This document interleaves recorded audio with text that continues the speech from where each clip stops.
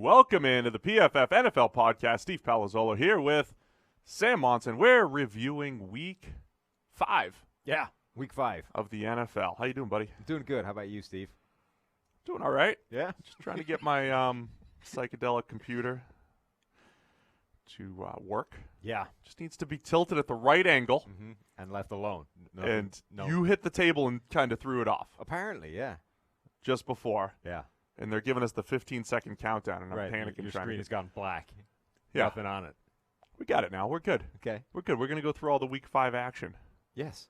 It was there were some surprises. There were. This week. I don't think not as many as every week is just new stuff happens. Crazy stuff happens. This was really interesting because there were a couple of games that went, completely different from the way you anticipate them going. Like every week there's results that end up different, but more or less the game kind of panned out as you thought it would. There were just a couple of plays here and there.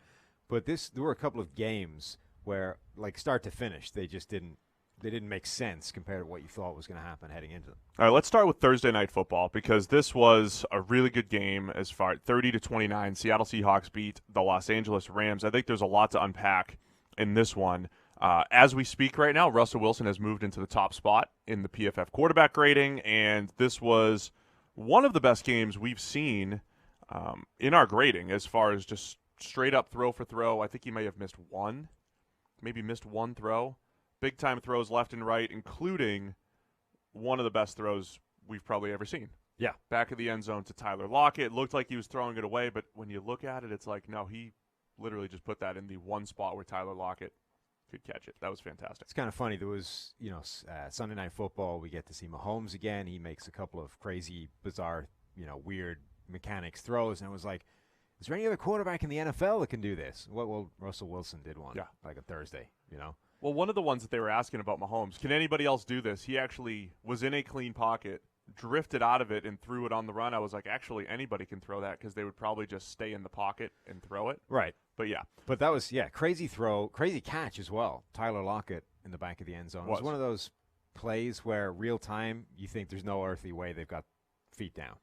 It's not a catch. Yeah. And it's only when you slow it down with replay, like, wow. Yeah, actually, A, that was in the only place possible to catch it, and B, he really did get both feet down. That was pretty incredible.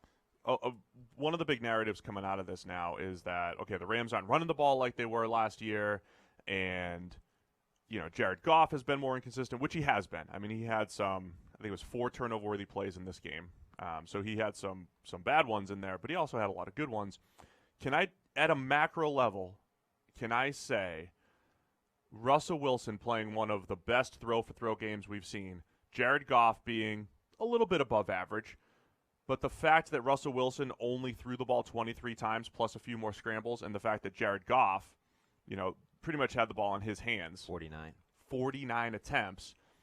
To me, so everybody's going to look at these things differently. They're going to be like, oh, the Rams lost because they didn't run the ball. I look at it as because they threw the ball so much with a slightly above average quarterback play, that's why they were in this game and had a game-winning field goal opportunity. Whereas Seattle, when you have Russell Wilson playing as well as he did, you put the ball in his hands and you score 60. Instead, they put the ball in Chris Carson's hands, who had some beautiful 4- and 5-yard runs. I mean, beautiful 4- and 5-yard runs. But your quarterback was averaging 3 times more than that per attempt. That's part of the issue, I think, with the run-pass balance thing. Carson played really well, gained 118 yards, 116 of which came after contact. Yeah, it was great. I mean, it was outstanding running back play there. So what's very difficult to do is it's the chicken and the egg thing, right? It's if Russell Wilson only has to pass the ball 23 times, he's capable of going 17 for 23 for 268 yards, 4 touchdowns, and basically is perfect, right? Mm-hmm. But the narrative is always when we ask him to crank that up to Jared Goff levels, 49 pass attempts, etc., it doesn't happen. That's when he's not at his best. He doesn't have that same level of efficiency, and things go south. Now, it's very difficult to say, well, okay, is that the cause of that, or is, he just didn't have a – if you asked him to pass 49 times in this game, would he have had the same level of efficiency or similar? And the Seahawks' response to that is no, we don't think he would. We think he's only able to play at this kind of level when he's got the run game backing him up when we don't ask him to do as much as we need him, or as much as we would need him to do in that scenario. Whereas we would kind of say it's like the low sample size situational pass rusher stuff. It's like, I mean, maybe he can't do it with the bigger workload, but you kind of owe it to yourself to find out, because if he can, it's way more valuable. And they feel like they've found out. There have been stretches of his career where they put more on his plate. And I think here's the thing. Like, yeah, so if Wilson had, say, 15 more pass attempts, chances are he's not going to grade at 96 the way that he did. It's very tough to sustain that level of play. He's going to miss a few more throws. He might take a few more sacks, might even put the ball in harm's way and turn one over. I think the thing is, so Jared Goff played an uncomfortable, inconsistent game that led to 29 points that should have probably been 32, right? It was an uncomfortable game. So the uncomfortable games passing the ball a lot, where it's like, man, you missed this one, you missed that one, we fell behind the chains on this one or that one, still led to a whole bunch of points. They did, but then it's also very hard to, well, no, it's very easy to, but you shouldn't forget about the turnover-worthy plays that could potentially have made that look an awful lot worse. Like late in that game, I was texting you. I was like, why is Jared Goff trying to throw interceptions? That was the old multiple plays. Misread of cover two, like you showed at Cal. Right, and multiple plays where the ball is left inside, basically towards a defender rather than the receiver he's aiming at. Right. Like if two of those get caught, it's looking a lot worse. And suddenly he's not even, it's not close. The Seahawks end up walking away with that with a couple of late scores because the Rams just turned the ball over a couple of times. That's fair. A lot of people pointed to the 4th and 1 just before the half. The Seahawks kicked the field goal. And I forget who, it wasn't our guys who actually ran the numbers on this, but there was some other breakdown. It might not even have been this game, but it was essentially what is the percentage chance of hitting a field goal versus they actually converting the 4th and 1. And it's just it was just percentage chance. It wasn't even like, by the way, if you convert the 4th and 1, you've got this chance of scoring a touchdown, which is twice as much as a field goal. But just the percentage of converting a 4th and 1 versus kicking that field goal. And Pete Carroll went with the risky field goal, which everybody thinks is safe. Yeah. Belichick came out a couple of weeks ago and was asked how much analytics plays a part in these decisions, said less than zero. Less than zero. I suspect with him there's a degree of, tongue-in-cheek comment there, whereas I think Pete Carroll is probably true. I think he is operating 100% by gut, feel, seat of the pants. This is what I think, through my years of experience, is the right thing to do. There's never been a number go near me when it comes to these conversations. Yeah. Which is interesting because we talked about Doug Peterson before. Frank Reich makes an incredible call last night in Sunday Night Football. Again, the numbers back him up as being right. John Harbaugh has had a past couple of weeks where it's like, yep, absolutely, numbers tell you that's the right call. Everybody is kind of saying, well, why did you do that? He basically comes out and says, do your own homework. The math says that's the right move. Right. Pete Carroll's just out there going, you know what, back in 1997, I would have gone this way, so I'm going to still go that way. He's going more based off of my emotions, and this guy's doing this, and that guy's doing that. And a lot of coaches talk about, hey, I need my gut to be involved there. And but I genuinely don't even think he's aware of the numbers. Like other people, I think would do the same thing, where they're like, all right, the numbers say this, but because of these sort of intangible things that are happening in this game right now, I'm going to go the other way. I keep coming back to, he doesn't even know. Eric says this. I've said this for a while too. Like when you're the defensive team. First off, I tweeted last night, like, stop celebrating third down stops against the Eagles and Colts. Right? You make a 3rd and 1 stop, and everybody's like, yeah, 4th down, and it's like, guys, they're going to go for it. By the way, you got to stop them again. If the defense doesn't want you to go for it, then you should probably go for it. If the defense is breathing a sigh of relief, right, that you're kicking a field goal, then you should probably go for it. So anyway, the Seahawks missed a field goal. The Rams drive down the field, score a touchdown just before the half. That was a game changer too. So again, I just want to say at a macro level, Russell Wilson played outstanding. Yeah. The pieces around him and Chris Carson both played outstanding. Mm-hmm. And just felt like a game where when you have that type of performance, you should be scoring 45 or 50 points. Right, so I don't know. We'll see what happens with that. But Seattle, looking pretty good. In the NFC West right now. They are, which is interesting because I think a lot of people expected them to fall off this year, given how good the Rams were last year. The 49ers have obviously been the surprise so far of this season, and Seattle's still right in there. Wilson would be our MVP as of right now, I believe. Based on WAR? I haven't seen the WAR numbers, but based off how I know it's calculated, Okay. on a play-by-play basis with volume being a factor, I think Wilson would be the guy. He's our highest-graded quarterback. I think that would be it. Plus, when you look at the fact that the O-line around, like the pieces around him aren't great, that's a factor as well. Like if you were trying to put Brady in the MVP conversation, you'd be like, wow, he's got this.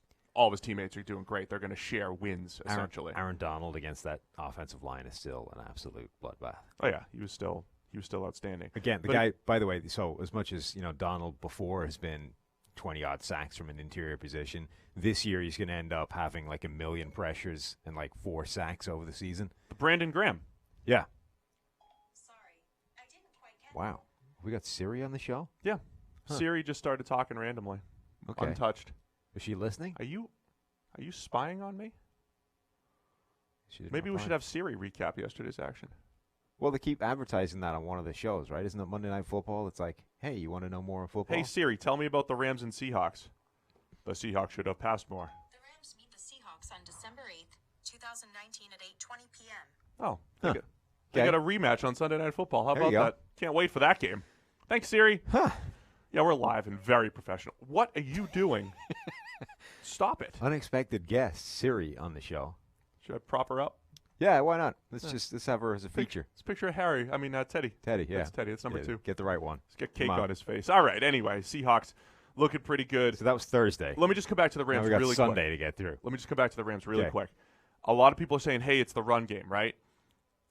The passing game, it's an uncomfortable passing game has led to them scoring like 29 points, 33 points the last 2 weeks. The defense has been a disaster. The reason why the Rams aren't running the ball is because they don't have the fourth quarter to run the clock out right now. Big part of it. That's why. Yep. That's a big part of it, for sure. Also, remember that offensive line has not been good. And the offensive line has not been good.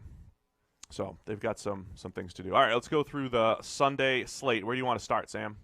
Let's go with one of the weird games. So, What are you calling weird? games that didn't go the way they should have gone? Let's Bear- start with Sunday Night Football because that was maybe the Okay. most bizarre game. The body blow game. The body blow game. To be fair, there was a pretty significant degree to which this game hinged on Patrick Mahomes being quite significantly hobbled multiple times. Oh, for sure.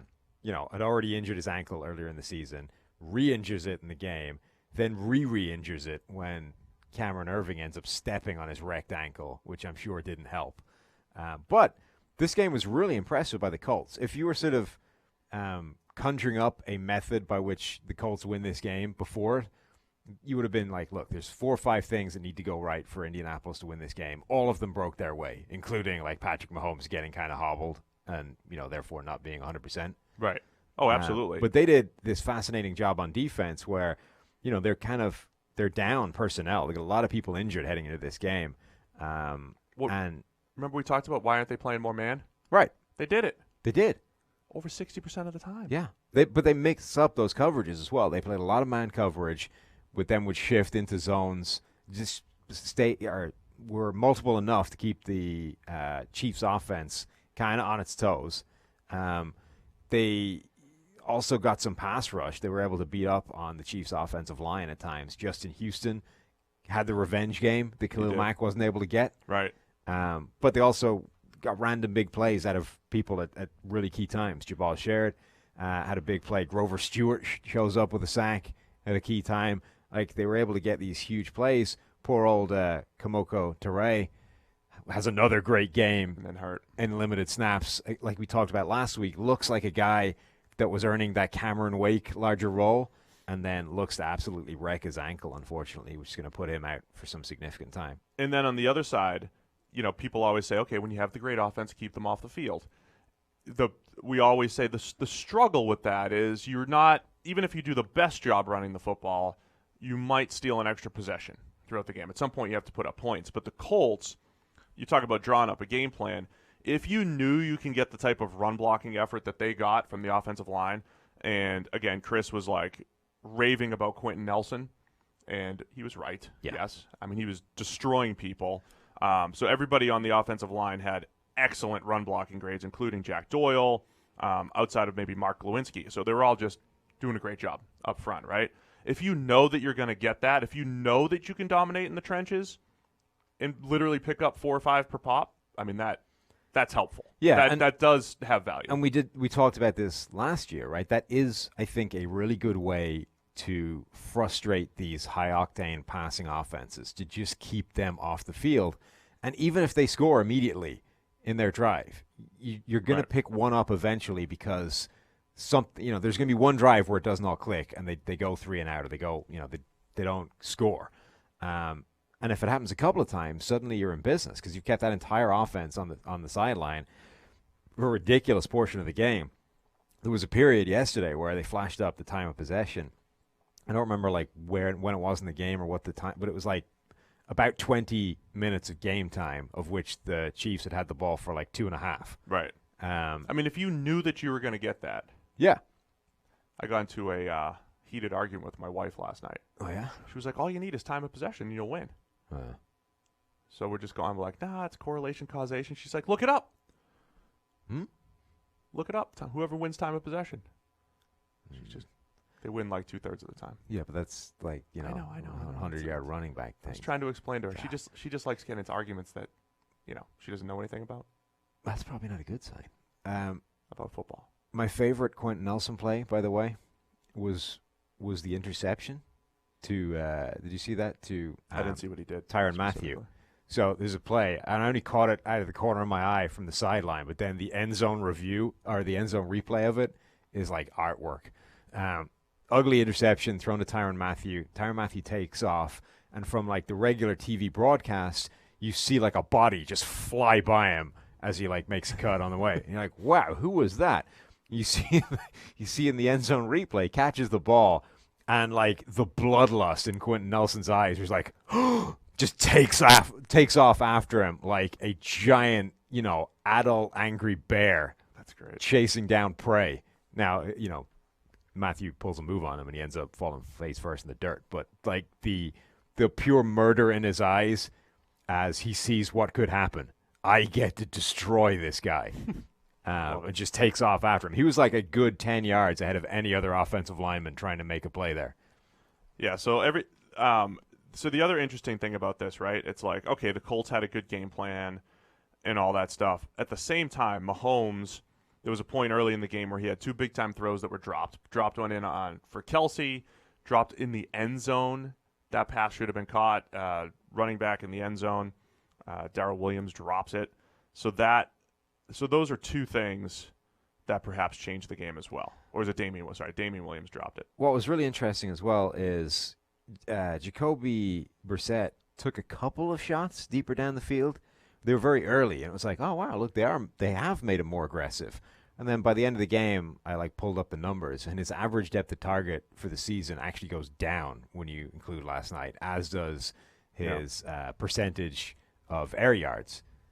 So it felt initially like they were being more aggressive with him, and that I don't know if they dialed it back because they were having so much success in the run game, or if that was just a product of your highlight reel memory at work. Right. But they didn't. I mean, if anything, this was more Jacoby than ever, and it just didn't matter because they had such dominance on the ground.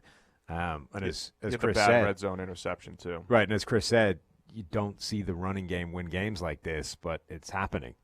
That's really what happened in this game. They were actually able to go old school, control the clock, dominate it on the ground, didn't ask of that much from Brissett, and ultimately it was a combination of the Chiefs' defense was bad enough to lose them this game because they couldn't stop the Colts, but the offense without Mahomes being 100%, without Tyreek Hill, Sammy Watkins, without the weaponry they usually have, it just wasn't able to find a way to get it done.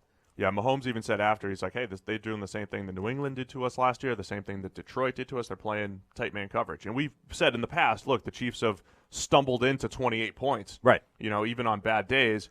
And again, there are a couple throws away. Mahomes is in this weird dynamic where he had 5 big-time throws again yesterday. All the spectacular stuff is there. I mean, the touchdown that he threw outside the pocket, just ridiculous. The 2 drops we're talking about by Kelsey and Williams. The other one along the sideline where they talked about, he stepped out of bounds, but there was pass interference. I mean, some of the passes he's throwing are just ridiculous, but he's still missing a higher percentage of throws than he did last year. Yeah. That is the difference. That is essentially why we've been saying, look, Mahomes has these ridiculous stats. The great throws are there, but there's actually a lot more being left on the table, and last night I think epitomized that as well. The other thing is it's very difficult to overstate how important it is to that he became hobbled, right? Sure. Because when you're faced with tight man coverage a lot, that's when DBs have their backs to the quarterback. Right. Though any kind of mobile quarterback takes off and makes those yardage with his legs, which then starts to change what you're doing in coverage and opens other things up, right? So Mahomes was still able to kind of, limp his way for a couple of scrambles here and there, but he wasn't anything like the, dynamic threat he can be in terms of exploiting the stuff you're going to give him with that. So when he became fairly significantly hobbled later in the game, I think that definitely helped or prohibited his ability to make that kind of comeback. There was one play he was under pressure. It reminded me trying to play basketball. Like in his head, I think he was like slide left, and then he just didn't move. Huh. Yeah. That's what it felt. I could relate. Yeah. Let me relate Patrick Mahomes to me real quick. I think you should. Yeah. Do you want to know my degrees of separation to Patrick Mahomes? Yeah. Yeah. Other than interviewing him a couple years ago that disappeared. Yeah. What do you got? One of my former teammates, Jimmy Mann, former big leaguer, good guy, good friend. He was really good friends with Patrick Mahomes Sr. So it was me, Jimmy, Mahomes Sr., and he's been telling me about Mahomes Jr. for a while. He's been telling me about Patrick Mahomes is your former teammate's friend's son. Yeah, just like that. That's quite a short one. Yeah, it's not that crazy. That's not even exercising your really close to Patrick. Your degrees of separation muscle. Yeah, how about that? And we interviewed him once, I swear. So yeah, this is again. Let me just the whole like run the ball to win type of thing. The whole part of when you say what's the optimum strategy is the fact that you're playing the odds, right? It's the same thing. It's like, are you going to hit on 16 in blackjack? It's the whole thing. Like, could you get a 5? Sure, you could get a 5. But most of the time, you're not. If you know that you're going to play that well and truly dominate the trenches, right, which doesn't happen at the NFL level very often. It's just almost ever. It just doesn't happen very often. But if you know you can, then you can have a game like this where you do control the clock and all that stuff, and then you have to pray a little bit on defense too, that a few things break right. And all that happened, I think, for the Colts. I mean, good job by them given how beat up they were in the secondary, game plan oriented, man coverage type of game. I mean, a lot of stuff went well. And that was and Brissett did not play well at all. I also really I love the fourth down decision thing that they pulled up in this game. Yeah. Because it was such a good one. But the thing that I love the most is that kicking the field goal and going up by another 3 points actually decreases your chance of winning the game. Yeah. So absolutely. tacking another 3 points on makes your chances of winning this game lower. Right. If you use the math. Because Crispin phrased it perfectly as well, because you give the hammer back to the other team, and you're still only one score up. And they need a touchdown, so they're going to use 25% more of their downs. And you're still only one score up. You haven't made it a two-score game. You've only pushed the advantage out from 3 to 6. You're still only a touchdown ahead, and not even a touchdown ahead. And this just shows the fine line here, too. They eventually had to kick they ran a few more plays. They had to kick a field goal because it was like 4th and 10 from the 11. So they had to kick a field goal. They were up 6. But then, again, it's like one play away. The Chiefs had their 4th and 1, and the Colts just whoop them up front, win at the point of attack. So there literally are just like a play here and a play there. The Colts are winning those individual plays in crunch time, and that was a big part of the difference. Yeah, and the situations are never identical because, more time is now off the clock. They're not directly comparable every time, which is why there's a giant computer running this stuff. By the way, I just want to say I've been so impressed with Marlon Mack. I mean, he's been really good. Coming out of college, he just looked like a big play threat that didn't do a ton between the tackles. He just didn't look like what he's looking right now. He didn't feel like he was going to be that type of guy. But he's doing a really nice job running through contact, making guys miss when he's got opportunities, all that stuff. I mean, he's run the ball really well. But again, dominant offensive line. Yeah, that's helped. Which is that's absolutely help. It's like, somebody, I think it was Ian Rappaport, and this isn't meant as a slight on Rappaport, but he tweeted during that Seahawks game, breaking news, when Todd Gurley's got a bit of run blocking, he's still really, really good. It's like, yeah, but the point is that applies to basically every NFL running back in the league right now. If you give the guy some blocking, he's really good. The problem is when the blocking disappears, that guy looks like crap, and everyone's like, where's Todd Gurley gone? Nowhere. It's just that the blocking is worse. So with Marlon Mack, it's like, yeah, he's looking really good. He's exploiting what's there. On the other hand, we've just talked about how the offensive line crushed the Kansas City defense, and therefore the running game was dominant. Like, if you'd put pretty much any other running back there, they probably would have had quite a lot of success on the ground again. You're making our point. Yes. As we say. Real quick, if you're Mahomes, you got to stay healthy. You changing your playing style at all? Making a few more throws within the pocket? It's like, I mean, he just seems to have, when you injure an ankle, it seems to be, maybe it's just relating it back to me. Now, I'm Patrick Mahomes. You're basically the same right. guy. If you roll your ankle, it always feels like you're more prone to do that again. And I don't know if you just, like, it was already injured. It got caught again. And then you can't, I'll just say for Cameron Irving, then stepping on it. I'm amazed because that's like 3 times this season he's gotten up and looked like really hobbled. Like he can't even walk. And then he gets back out there and he just keeps playing and he's fine. I mean, these dudes are tough. Plus the ability, like the capacity that tape has to fix problems is pretty substantial. And whatever else they're putting on it. You can tape up a joint basically rock solid and just say, all right, it's going to hurt a lot, but it'll hold up.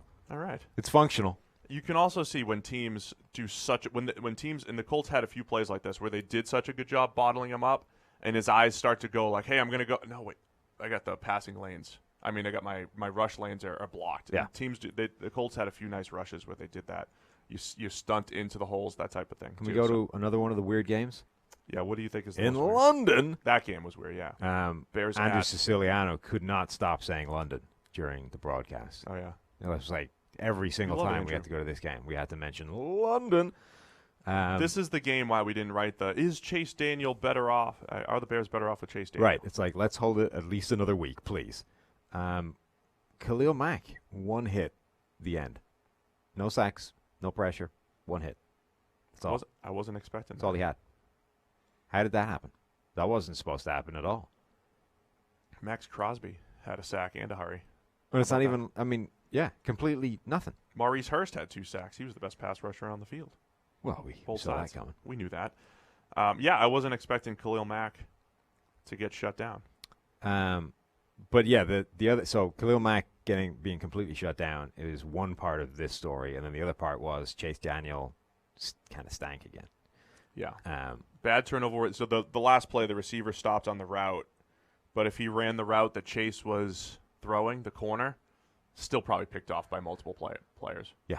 And he completely misread the underline line. Right, threw the ball right to a linebacker. And the thing is, even if the linebacker hadn't been there, that was looking like a pretty ugly contested pass anyway. It was, yeah. Deep dig where he just completely didn't see tomorrow. But the other interesting thing about Khalil Mack getting shut down is it's not like usually when you see such an obvious one guy's going to win thing and it doesn't happen, it's like, all right, what else happened in this game to prevent that from happening? Because there's no way he was just blocked. You know what I mean? So usually it's like a time to throw thing. You pull up the numbers and it's like, oh, the quarterback got the ball out on average in like 2.1 seconds. Right. But that didn't happen. Derek Carr took an average of 2.5 seconds to get the ball out of his hands, which is not even fast. So they did just find a way to block Khalil Mack. Carr did make most of his throws. Carr had 2 throws beyond 10 yards. Sure, that'll help, but it's not like he was getting the ball out in a fraction of a second. Like, Mack had some time to work here and wasn't able to get it done. Carr was 19 for 22 in the 0 to 9 yard range. 19 for 22 in the short area range. I don't know that he really didn't miss any throws. Yeah, he was 12. He just took what was there. He was 12 for 13 on passes that took more than 2.5 seconds. Yeah, and those were just longer developing checkdowns and rollouts and stuff like that. So, yeah. I mean, it was this really controlled pass game for the Raiders. Couple, more talk about running backs again. Josh Jacobs had a really nice game, despite me benching him on my fantasy team. Huh. How about that? Tell you what's Did really you guys interesting. bench him too? Tell you what's really interesting about the Chase Daniel thing, right? Is that so there's Bears fans are just mad at us every which way, right? It's like Trubisky's been playing badly. They're just mad at that because their entire wagon is hitched to Trubisky, right? Right. So then it's like, all right, Trubisky goes down, Chase Daniel balls out. It's like, well, they're mad at us for saying that they might be better with Chase Daniel. Were they mad? Or are you just making that up? No, they were mad because their wagon is hitched to Trubisky. So if you suggest that they're actually better off without him, they're going to be mad, right? So if you suggest, like Mike Renner did, that Chase Daniel was an upgrade over Trubisky, they're mad, right? Now, Here's scenario 3. Actually, Chase Daniel may be worse or as bad as Trubisky, and now you're just screwed across the board. Is that better?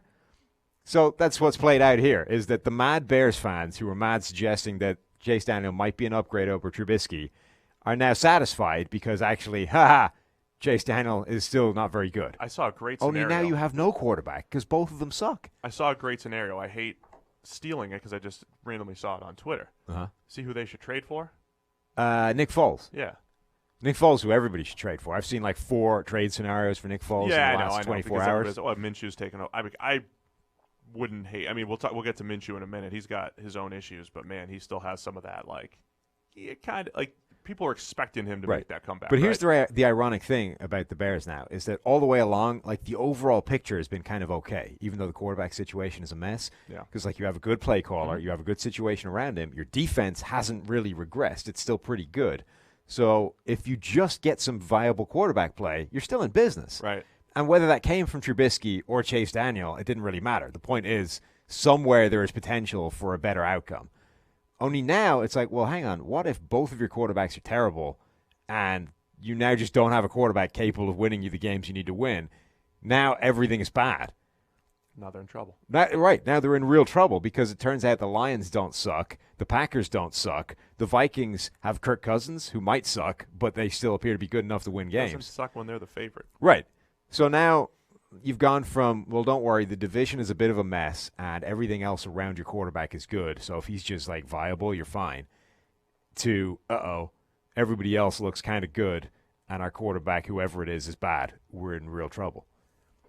Yeah. It's an interesting spot for the Bears. And, so the same way, so a good quarterback, so Russell Wilson in Seattle. Seattle doesn't have the best roster at all, but a good quarterback gives you leeway with the rest of your roster. A bottom-tier quarterback gives you no leeway. So you're banking on the other 52 to be really good again in Chicago. Is that more likely, or is it more likely to rely on that one guy to remain good? So that's kind of, by the way, the issue there. Poor Allen Robinson. Yeah. Allen Robinson, for his football career, has now had to fight through Christian Hackenberg, Blake Bortles, Mitch Trubisky, and Chase Daniel. At least it got better after the first one. Yeah. It did get better. Not much, though. I mean, that's Bortles is much better than the Penn State quarterback. Much better. Look, either way, it hasn't gotten anywhere near to being good yet. Bortles would be like AAF MVP, where Hackenberg lost his job in the AAF. If you dealt with one of those quarterbacks in your career, it would be considered an ugly, forgettable part of your life, right? He's gone back to back to back to back, and has yet to play with a good one. Yeah. Well, the last time he played with a good quarterback was high school, and I don't even know if he did then. For all I know, he played with the high school equivalent of Hackenberg. All right, poor Allen Robinson. Poor Allen Robinson. The only guy who graded well yesterday for the Bears. Again, that's been like that's been their year. Is you look at the grades, and it's Allen Robinson right up there in the green, and everybody else red. Are you buying into the Raiders yet? No. I don't think I am either. They're tough to predict. They are. They're becoming another one of those teams that's going to be annoying every week, but I don't think they're that good yet. Titans light. Yeah. A lesser version of the Titans. Like yesterday, they defense played feisty. They shouldn't have. They shouldn't have played that well defensively, right. But they ran into a backup quarterback. Yes. In Chase Daniel, which is what he is. All right, let's move on to, speaking of the Titans, Bills 14, Titans 7. I did predict this could be a game that Mariota takes a bunch of sacks. He took 5, but it wasn't really him holding the ball a ton. It was just when Buffalo got pressure, they finished. I mean, they turned it into a sack. They didn't have a ton of pressures, but they had 5 sacks, 3 of which came from Jordan Phillips. Yeah. Just whooping Roger Saffold up front, and Saffold's got in that weird dynamic too, where every pressure he gives up turns into a sack. But it's just another classic Bills performance where it's like, who made plays yesterday? Shaq Lawson in the run game, and Jordan Phillips rushing the passer, and Starlo Tulele making plays in the run. I mean, that was it. There was something amazing about Taylor Lewan finally returning to the lineup and grading significantly worse than the player that had replaced him over the first 4 weeks. Yeah, he got whooped a couple times. Pretty bad. This was another, for Mariota, another game where he just didn't do it. He just didn't do anything spectacular. Didn't do anything to really push the ball down the field and win. There's a lot of similarities, I think, between Mariota and Cousins. Like, he's a more athletic version of Kirk Cousins in terms of the things that he's bad at don't necessarily show up on the stat sheet, but they make you want to tear your hair out watching them play. It's like you're doing all of the things that you say, all right, whatever you do in this play, don't do this. They'll find a way to do it. And it's every time you look up, they're making one of those plays, and then they'll make some good plays in there to sort of save it, and make you think, okay, all right, there's something we can work with here. It's not too bad. But every time you need them to make, to either not make a bad play or to make a good play, they find a way of screwing it up. I saw the stat the other day. I couldn't believe it. Mariota's the only quarterback. We said that on the pod, too. Only quarterback not to turn it over. He's got 6 turnover-worthy plays this year. So, obviously, there's been some luck there. He's not among the league leaders or anything like that, but he should have more than one turnover. Right. Plus, he's one of those guys that hides some of the negatives in sacks, other negative plays that don't show up in turnover. Right, and they don't show up in just passing stats. Right. I think I'm going to write up this week a bunch of the quarterbacks who aren't really – the grades and the stats aren't really matching up. Mariota and Cousins are 2 guys who statistically have the old 100 passer rating plus and all. I told you Cousins would have that. He's over 100 for the season passer rating. Yeah. He wasn't even terrible yesterday. Oh, he was just, good. Again, he was very good yesterday. But again, there's some plays. We'll get to that game. We'll get to it. But anyway, Mariota sacked over 20 times. I mean, there's a lot going on there still. They're just so inconsistent. Yeah. Cluster 3 quarterbacks, man. You don't know what you're going to get. Why did I pick the Titans in this game? It's hard to tell. I should have known. Josh Allen, another game where it was a lot of short stuff. He did a pretty good job with that. A lot of underneath stuff, yards after the catch. Had a really bad outside the pocket interception again. Like, he's going to get himself hurt again. 72 completion percentage, which is not what you would expect to ever see from Josh Allen. Well, the thing is, as we said, even like he's completing passes, he's still not accurate, Bills fans. But he's completing passes. Mm-hmm. He's been a little bit more accurate this year. But again, you're not getting the big plays from him. I mean, they scored 14, and I know he made a few plays with his legs, and he comes through in the clutch and all that stuff. This is kind of the concern, right? Is that are they repeating Cam Newton plan 2? Right, plan 1 was let's give him a bunch of 6'5" receivers that he can't possibly overthrow. Right. Turns out that doesn't work because those guys can't separate. Plan 2 was, all right, let's get him a whole bunch of shifty underneath receivers and we'll turn him into a high percentage underneath passer because those throws are easy. Let's give him the easy throws. That way he'll be more efficient. Only it turns out that the problem is he's just fundamentally not accurate, so he'll never be as good at that as a quarterback that is. So it's just a bad way of trying to maximize what they do. Plus, when you ask them to do that, it takes away all of the things they are actually good at. So it hurts you twice. It plays to his weaknesses and takes away his strengths. It's just a dumb way of trying to do it.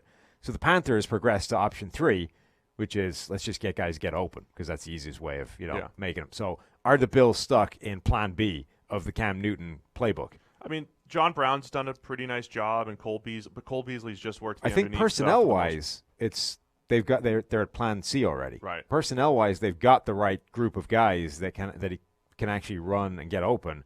It's just that from a game plan point of view, they appear to be sort of trending towards plan B. I got to ask you a question that I don't know the answer to, and I probably should. Okay. When Josh Allen he was announced that he passed concussion protocol on Friday or Saturday. Yeah.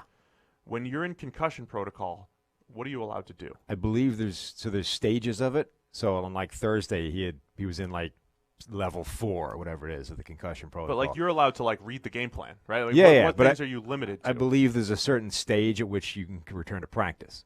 Okay. So he would have had a few reps. I believe so. Probably. Though I don't know the answer to that specific question. Either way, again, I don't want to trash Josh Allen because he played well. He was all right. It was a good game by Josh Allen. One bad interception. He's done a really nice job throwing at the intermediate level other than the Patriots game this year. But everybody's been bad against the Patriots. So, the Bills are riding this formula. Play defense, and if you score 14, you got a shot to win. Yeah. And they did against the Titans. Yeah, that was kind of a depressing game, to be honest. A little downpour. Speaking in the middle of it. depressing, Luke Falk played football yesterday, Yeah, he's bad. and it was rough. horrendous. It was rough. That featured two of the most spectacularly terrible plays I've ever seen from a quarterback in the same game. Yeah. The first one was 4th and 1, where he somehow just threw the ball right to a linebacker trying to escape like bootleg pressure. I think Right. it was Brandon Graham was coming at him, and he just tossed the ball straight to a linebacker in the flat. Was that a pick six or was it just a pick? Then later in the game, he just dithered in the ball and allowed a guy to run up and take it off him. Literally, it was a fumble 6 because he was just goofing around in the pocket. A DB just ran right up to him, went yoink, grabbed the ball, and just took off. It's like, come on, what are you doing? Yeah. There was another horrible airmailed interception that wouldn't compared with the first two, it just doesn't even, it barely deserves mentioning. But in any normal circumstances, that would be considered a horrible turnover, worthy of derision. But genuinely, they might be better giving the ball to Le'Veon Bell every play and just saying, look, if you feel it, toss it downfield. If not, just pound it up the gut. What's the worst that could happen? They're overmatched. They genuinely might be better off just running that game plan. They're just overmatched. That they need was Sam, just miserable. They need Sam back. I mean, Darnold should instill some life into this offense. The offense as a whole is not good. Luke Falk, Trevor Siemian is better than Luke Falk right now overall. Sure. Trevor Siemian had trouble moving the ball with for the brief with minutes this before offense. he got broken. Right. And then, Falk's just going to have some trouble. The Eagles pass rush was too much. How many different guys had sacks? 3, 4, 5, 6, 7 different guys had sacks, 2 of which Orlando Scandrick making plays everywhere. Yeah. So I saw a bit of that yesterday. So if you have a kind of leaden-footed offensive tackle that struggles with speed, you should genuinely just line a DB up as an edge rusher and say, go round him. And I think a few teams are starting to do that. Who had that really nice move that I was watching? On Sunday night against Irving? Oh, that's what, it was. Yeah. Oh, it was Kenny Moore. Right. Kenny Moore had that really Just nice went right little, around him. Dip, move, clean. Yeah, beautiful pass rush. But I think teams are actually starting to do that, which is, look, if this guy's not it's not a, like Derwin. It's an obvious pass rushing situation. What does it matter if the guy is only 210 pounds? He's still going to get around the tackle. Because if you're a tackle, if you just get to a landmark, then the little speedy guy has to go 9 or 10 yards behind you. Yeah, but they're too slow to get to the landmark. That's the point. You're going to beat them to the spot. You might not if you're 260 pounds and, just speedy for a big guy. But if you're like a 200-pound DB, you're going to beat him to the spot. Right. Particularly if you don't do it that often, right? Like if you just sort of show up every now and again and he's not used to playing that every single play. Well, the thing is, here's why it's not the worst thing in the world. Because a lot of times you have a defensive end, and then when you bring that slot or you bring somebody outside of him, the defensive end will stem inside, and he'll be one-on-one with the guard. So that was particularly if you line them up that way and you're not certain that guy's coming pre-snap, there's a little bit of a hesitation when you move inside to out, right? So it's start off on the D end, and then it's, he's coming inside, so's the DB's coming as well. Now I have to move outside. You're already half a step behind. Right. So that screws you right from the get-go, which is how whoever it was that took the ball away from Luke Falk got screwed. But against Irving and the Chiefs, it was legitimately just an edge rush speed move from the DB.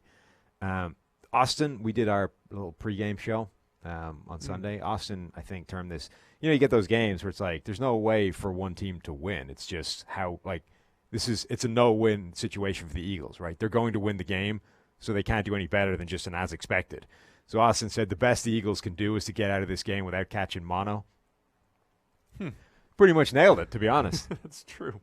Somebody suggested you rekindle your 10-sack Brandon Graham bet on the basis that he got 3 of them yesterday. Yeah, that's not happening. What is that? Where is he at the season now? I think 3. Yeah, 3. He's at 3. Well, all right. He's on track then, right?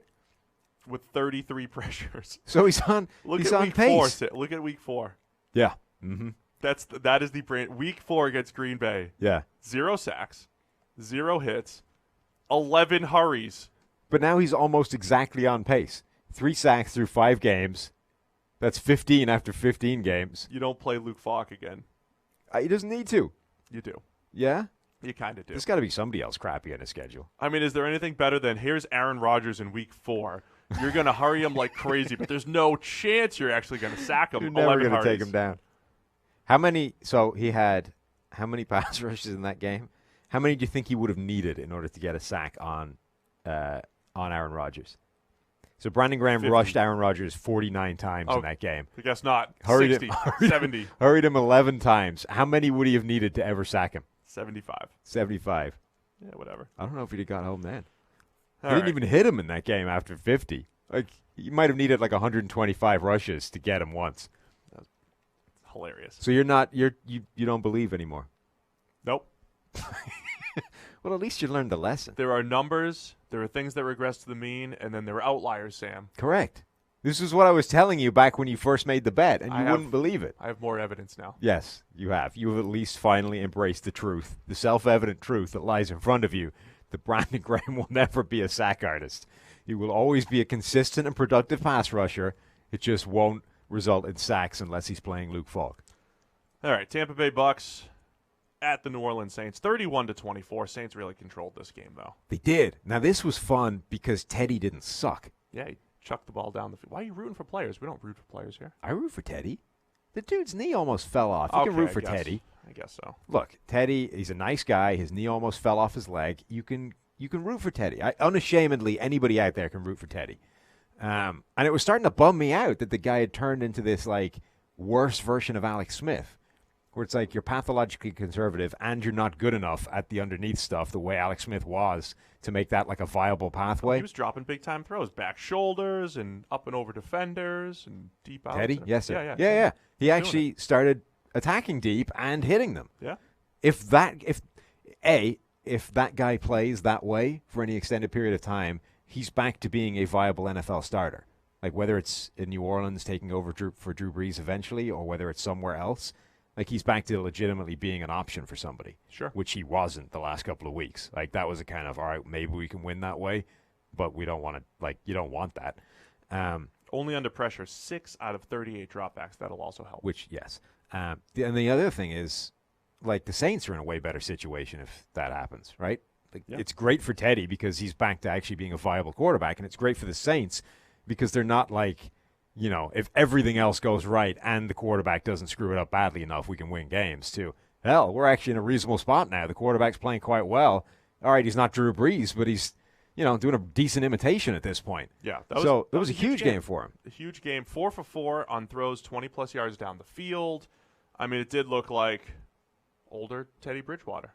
Like original. One of the better games that he's played. Original Teddy. The original, 2014 and 15 Teddy, even though that guy was on the more conservative end.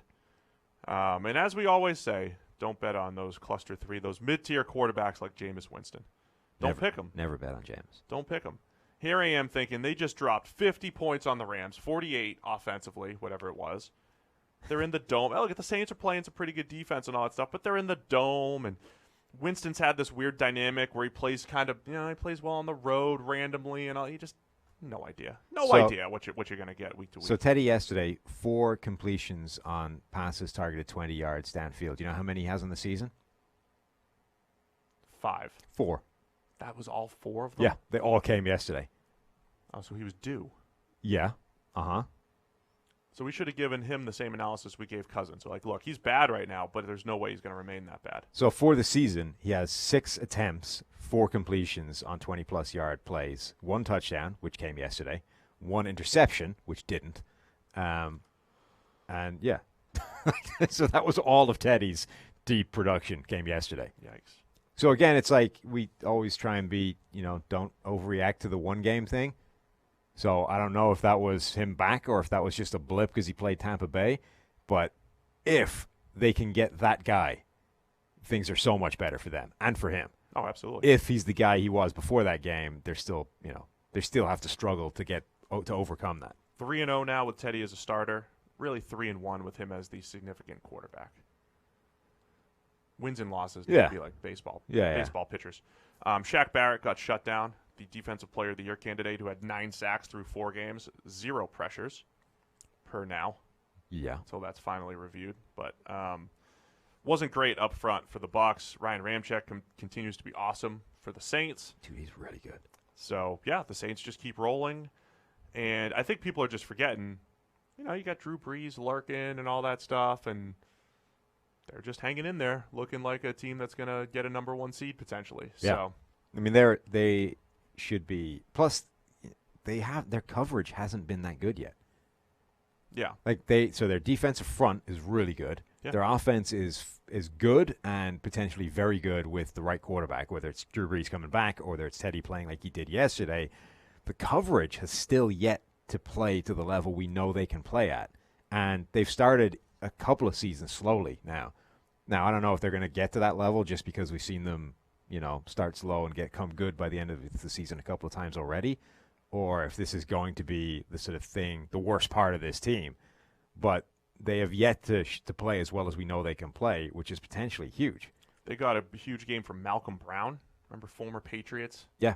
Defensive tackle Malcolm Brown, one of the best pass rushing games he's had in his career. Marcus Davenport's playing some really good football. It's kind of the opposite in New Orleans now. It used to be Cam Jordan and nobody. Now they're getting contributions from a bunch of different areas there. So in the tally of receivers that Marshawn Lattimore cares about covering, apparently Mike Evans is in the cares about column. Yeah. A lot of care. Mike Evans, I don't think, had a catch yesterday, correct? I didn't see. And was largely covered by Marshawn Lattimore. So Nuke Hopkins doesn't care. Amari Cooper cares. Mike Evans cares. Apparently it's division games and Dallas. Just division games in Dallas that he cares about. You're really starting to figure it out right now. All right, Minnesota Vikings 28, New York Giants 10. The Kirk Cousins bounce-back game. So Kirk Cousins is great at bouncing back against bad teams. Yeah. He played well. The red zone touchdown to Thielen was really, really nice. He played well, and yet there were still plays in there that made you want to scream at him for being ridiculous.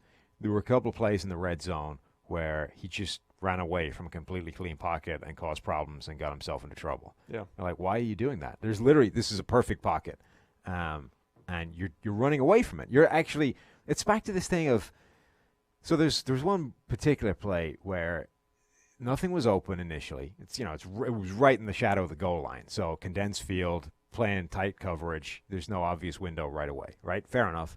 The pocket is starting to sort of squeeze on you a little bit. And really good quarterbacks, they take that initial jump backwards, and then they settle themselves back again, right? And they maybe take a little half step forward again, back into the new pocket that you've basically created. When you jump back, it causes everyone to sort of fan out and contain you. And then really good guys bounce back up into the new pocket. Bad quarterbacks keep going backwards and just create the place for them to come and get you. Right. That's what Cousins does, and that's what Mariota does. And there's a few other guys that cause that problem as well. The few times when you see a guy retreat, it's against, and Chris highlighted this a lot, right? The zero blitz when Kansas City's bringing that. Yeah, to buy the extra time to get in the air. So if you know 7 guys are coming at you, 6 guys are coming at you, you retreat to buy time, and you know that you're never going to step up. And then the only other situation where that's okay is if you're a Russell Wilson or a Deshaun Watson or sometimes a Patrick Mahomes, where you have the athleticism to be able to do it and get away from the guy. If you're Kirk Cousins, it's not going to work. But that, when you talk about like something's missing, this is like my Sam Bradford argument for years. I'm like, man, the guy throws the ball well and he's accurate. Like, what's missing? I think he's in this boat. Andy Dalton's in this boat a little bit. I think Mariota, Cousins, a lot of these mid-tier-ish type of quarterbacks, it's just spatial awareness and pocket feel and just natural instincts that they just don't really possess that other guys do. So, like, Russell Wilson's going to run into some sacks sometimes, so will Mahomes. But more often than not, they're going to make better plays than they are, more good plays than bad, right? Cousins and those guys are going to, But it's just the understanding of what that does. Like I said, the best quarterbacks understand that when you take that initial jump backwards, you can reform the pocket. Aaron Rodgers is like a master at this. The guy's a magician, where he will constantly reset his own pocket by the way he moves around. But he also still takes too many sacks. Yeah, but that's because he holds the ball on for an age. But he is able to reset and manipulate a pocket better than any quarterback in the NFL. Whereas Cousins has whatever end of the spectrum that is, Cousins is like the other end, where he is just like blissfully unaware of the actions he has on the pocket that he's contained within. Yeah. And constantly screws it up. But this was the game where they did open up the passing game more. He showed that he can actually throw the ball, which he hadn't the first few weeks. Thielen was the main beneficiary. He looked like Adam Thielen from last year again, was making all kinds of crazy plays. The interesting thing about this game is, like, Stephon Diggs had been pissed off all week, bitching about the crappy offense and the lack of passing. Right. Had been fined $200,000+ for, like, skipping things. That much? Yeah. Wow. Was debate about whether he'd even play in the game. Had been trade rumors swirling before the week. So then he goes out and you're like, well, this is a pretty crappy Giants secondary. They're probably going to pass the ball a lot. Surely this is the game where you feed Diggs and make him happy. Diggs comes out of this game with like 40 yards and a couple of targets. Like, the best thing he did was late in the game, basically in garbage time anyway, where he caught a shallow cross, beat a couple of guys, missed. There was one deep target that he got blanketed by DeAndre Baker, and it kind of could have been pass interference, I guess, but they really didn't feed him that much. I was kind of amazed, given how easy it was for the Vikings to pass in this game, how little they seemed to care about getting the ball to Diggs. Well, I think a big part of it is because their play-action game, Cousins was 9 of 11 for 153, 13.9 yards per attempt off play action. The middle of the field was wide open. So you got Thielen running crossers. You have a lot of crossing routes and stuff like that that were wide open. It felt like they were running that boot action and having just the line, just a sea of open in the middle. And Thielen is the guy that gets most of those targets. So that part makes sense, right? But Olabisi Johnson had the same number of targets as Stephon Diggs. Yeah, I thought they would probably. That's kind of weird, feed him a little right? bit Whatever about Thielen being the guy that catches most of those sort of slot over-the-top routes. Like, that was the same it was last year. But I'm just saying, if you've got a guy that's already kind of coming out of that game, given that Cousins passed for 300 and the Vikings were able to pass at will, if you're Diggs, are you more or less pissed off than you were a week ago? I don't know. You want me to get into the head of a wide receiver? I do. That's what I'm asking you for. No, thanks. Okay. Well, that makes less pissed because I'm all about winning. I'm here to win. Okay. On the other side, we're going to say something nicer about Daniel Jones. Look, he played better, a little bit better than the stats would indicate. But so I think Jones looked like full Foles here, man. It's like there's some plays. He's got some of those plays. He took a sack in the red zone too, where it's like just a tick late. You're just a tick late, and he just kind of like freezes up a little bit. He can make, and again, comparing him to Foles just a little bit, man, he can also make those tight pocket. He had this beautiful deep out where he created enough space to get it out there. He had the deep ball early on to Slayton for a touchdown. That was awesome. I mean, he had a few nice throws, but also had a few turnover-worthy throws. Again, he had 3 passes, only one interception that actually occurred, three that easily could have been interceptions, leaving the ball behind. Kind of Goffy the way he did that, the way you were talking about Goff earlier. Yeah.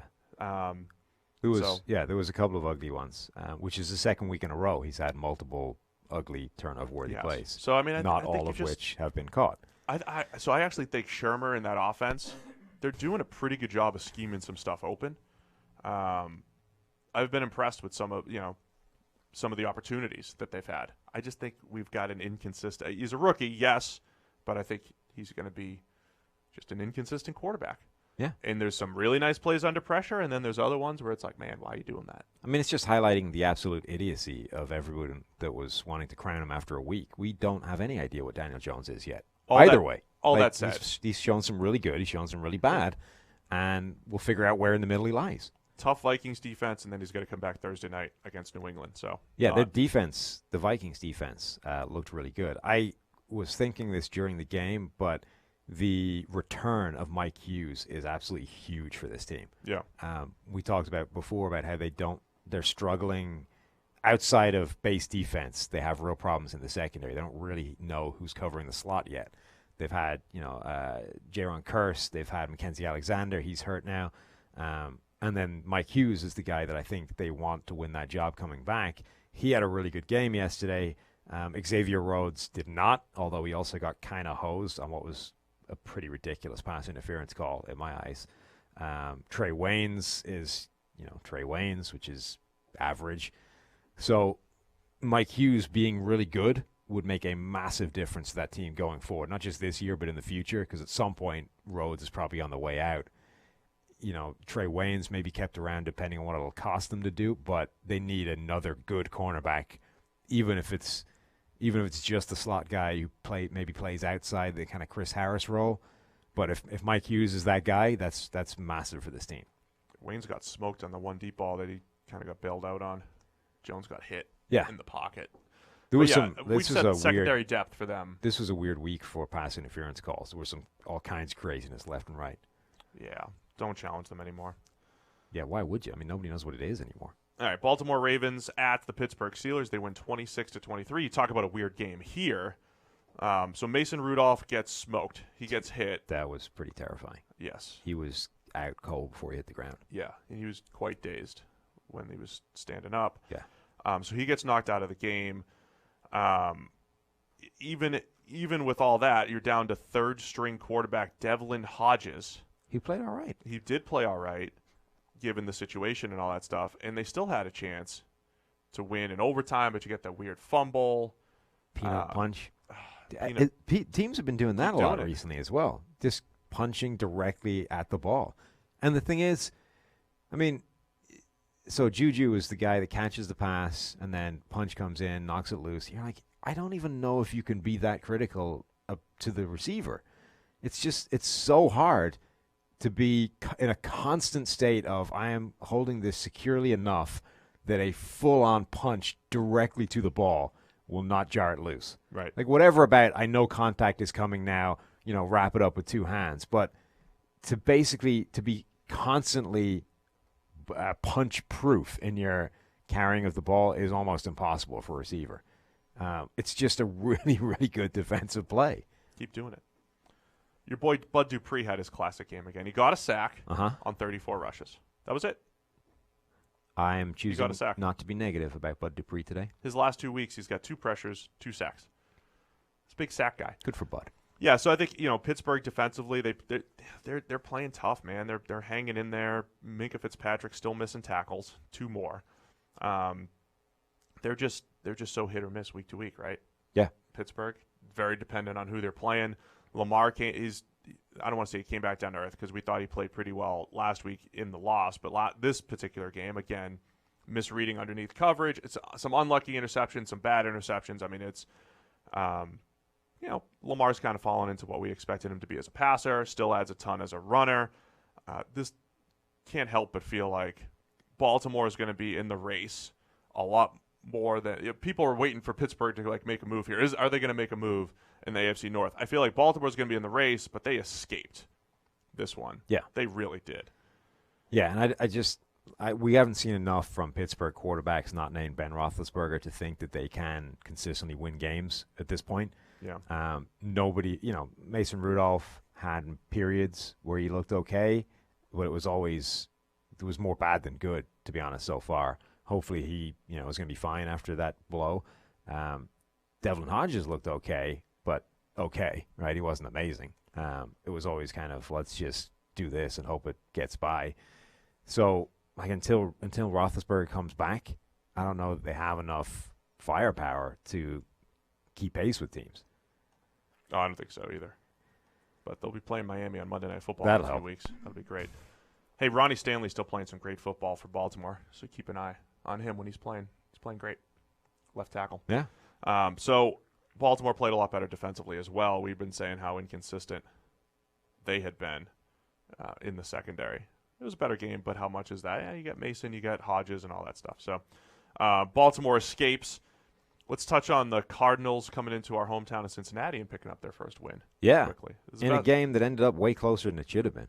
Oh, yeah, a couple big plays down the stretch there for the Bengals to make it close. Probably the best game that Kyler Murray has played so far. Arizona just won this. This is another win in the trenches game, too. Yeah, I mean, this is the first game that basically the entirety of the Arizona offense graded well. Yeah, they did. Like the first game the first game where that was even close to being true. Kyler didn't face much pressure. The run blocking was fantastic for the Cardinals. David Johnson averaging over 5 per carry. Then you get Kyler picking up 93 on 10 rushes, only 3 of which were scrambles. So, you've got this. This is one of those games, and you got Chase Edmonds picking up 8.5 per carry. This is one of those games where it's like, okay, if you're running the spread offense and it's like David Johnson's a playmaker, Edmonds is a playmaker, Kyler, all these, they're all getting involved, and this is kind of the way you draw it up. Kyler made a few really nice throws down the field. There's a lot to like about this game. Here, what I liked is they got what we saw in the preseason was like the slot fade game. You saw that they lined David Johnson up in the slot a few times, ran fades and back shoulders to him. That felt like that was a way that they were going to create big plays in the preseason, and we finally saw that. Yeah, and the other thing, it's worth sort of just recapping the personnel that the Bengals are currently playing with, particularly on offense. Left tackle, Andre Smith. Left guard, Michael Jordan. Center, Trey Hopkins. Right guard, John Miller. Right tackle, Bobby Hart. So that's reasonably disastrous from an offensive line point of view. Auden Tate played 66 snaps at them for wide receiver. Damian Willis played 40 snaps at wide receiver. Stanley Morgan Jr. played 3 snaps at wide receiver. Like, they just don't have talent on offense right now. Anyone that they have that's talented is injured, essentially, except for Tyler Boyd. And, like, I mean, there's a degree to which you just have no shot. You know what I mean? Yeah. When you get so banged up and you didn't have great talent to begin with, like, you've no chance. It's not going to happen. So the Bengals have no chance. Pretty much. I They mean, also have to play the Dolphins this year too. well, that'll help. There's always a chance when you're playing Miami. But they have, they've no weapons right now. All their weapons are injured. They've no offensive line, so they have to get rid of the ball quickly anyway. The defense has gone kind of back towards just not being able to play well, despite having some individual talent. And they were facing a guy that is like a dynamic playmaker in Kyler Murray. By the way, has the word scamper ever been better applied to anybody than Kyler Murray? Oh, he's that a man scamper. was invented for the word scamper to be applied to him. A lot of scamper. That was good to see him. Did he turn the corner? Did he play the Bengals? Need more evidence, Yes. but a good step in the right direction and on the road. By the way, again, Andy Isabella, 9 snaps total. Well, something's happening where he's just not playing well at practice. Or playing, period. New England Patriots 33, Washington Redskins 7. Game was kind of close in the first half, but did you ever think it was close? Not really. I mean, it was close. It wasn't It's really just it close. got out of hand quite substantially once it started to roll. Poor Colt McCoy never had a shot. Well, yeah. They couldn't do anything. I mean, this is why we said don't play Haskins. Yeah, when they didn't, got Jay Gruden Right. fired. Yeah. Jay Gruden fired this morning at 5 a.m. Right. apparently. So this is interesting because, there was a video that surfaced that probably didn't help his cause. But I think, honestly, the underlying thing is, like, this is Haskins' time now. And apparently all the reports suggest that Jay Gruden didn't want Haskins. Like, Right. from the get-go, from the draft. Didn't want him. Didn't like him as a quarterback. This was a decision made elsewhere. So if you're turning to Haskins now, you kind of need the guy to buy in, right? Whoever's the coach needs to be on board the Haskins train, which means now the guy you hire needs to be sold on Haskins. Because if you bring in the next guy and he's like, well, I don't like him either, well, then you need to draft a quarterback again. Doesn't have to be. You just No, but, I mean, it would seem silly if you were convinced enough that Haskins is your guy this year, if you then hire a guy that wants somebody completely different next year, I mean, unless you're in an Arizona situation where you have a clear dramatic upgrade available, like, well, we kind of liked him, but we're in position for somebody we believe is a generational talent. Yeah. Fair enough. But if you're just in position for the next third best quarterback or whatever in the draft, is that you kind of need to match that, right? The other thing is, I made a lot of Josh Rosen comparisons to Haskins. That might be one of the comparisons as well. yeah, It just doesn't excite me enough that I'm not hitching the wagon to Haskins going forward. it's looking a elsewhere. complicated situation now because it's not as easy as just, well, let's hire the next best candidate, and it's like crap. There's a quarterback situation relevant here as well. Also, I kind of like that it's Bill Callahan, right, that's taken over. Yes. Who was their run game coordinator and has immediately declared his intentions to reestablish the run. Of course he has. The problem we've got here is the run game hasn't nearly been established enough. So we're going to run the ball more. Adrian the issue. Peterson, I think, also came out of that game pissed off about his usage. So between Peterson and Bill Callahan, next week Washington's going to try and run the ball like 87 times.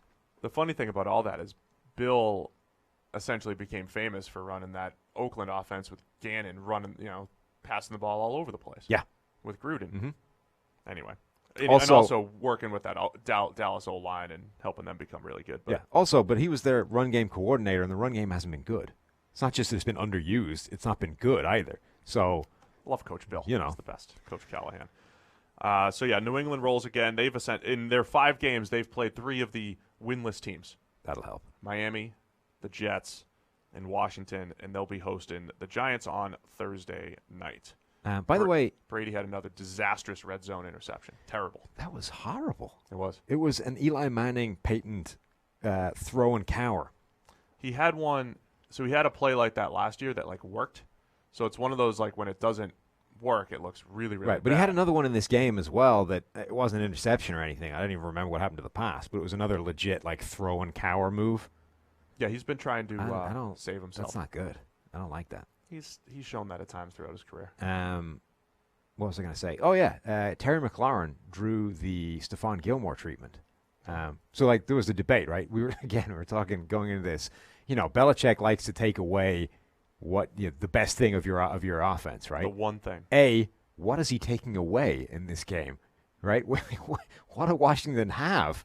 It's Terry McLaurin, he's actually playing in this game. So they take away McLaurin, but how do you do it? Do you just put Gilmore on him one-on-one, or does he get the bracket treatment? Either way, who's left? There's no way, literally there's no way Washington can get anything done on offense because Terry McLaurin is the only good thing they have. That will be taken away, at which point, what is beating you? And the answer is nothing.